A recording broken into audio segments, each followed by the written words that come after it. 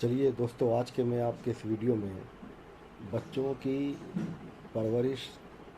और अपनी औलाद की तरबियत किस प्रकार से की जाए उसके बारे में मैं आपसे कुछ बातें अर्ज़ करना चाहूँगा। पहला तो ये है कि ये जो बच्चे हमारे आंगन में हैं, हमारी गोदों में हैं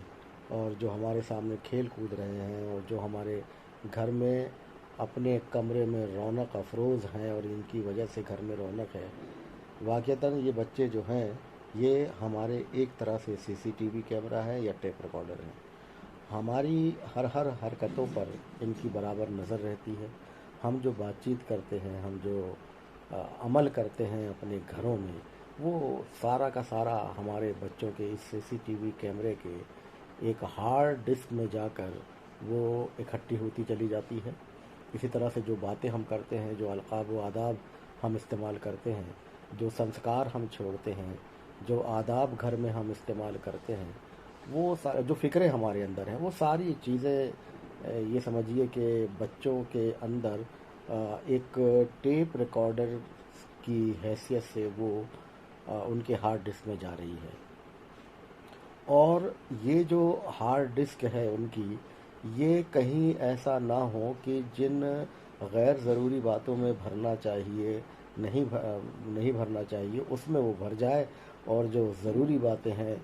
जब तक उनका नंबर आए तब तक वो जो है पूरी फुल हो जाए और उस हार्ड डिस्क में उसके बाद कुछ न जा पाए। अगर ऐसा हुआ तो यही बच्चे जो आगे चलकर हमें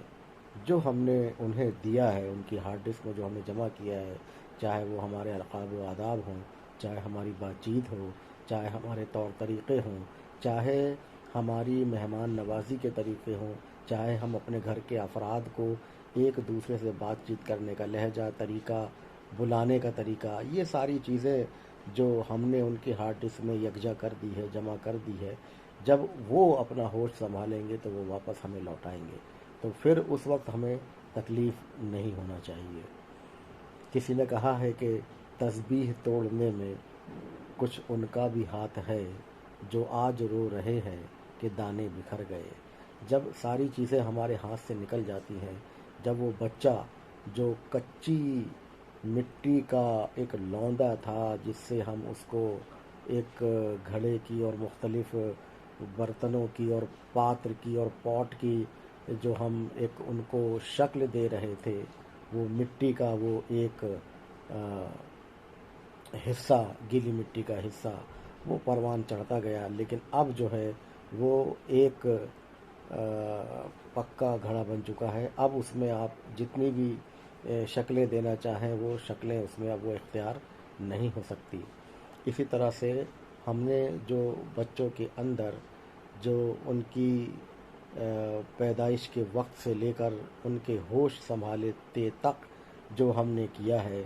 वो आखिर में हमें वापस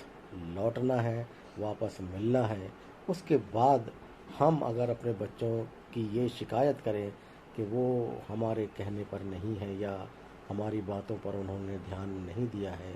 तो इसके कहीं न कहीं ज़िम्मेदार हम खुद होंगे।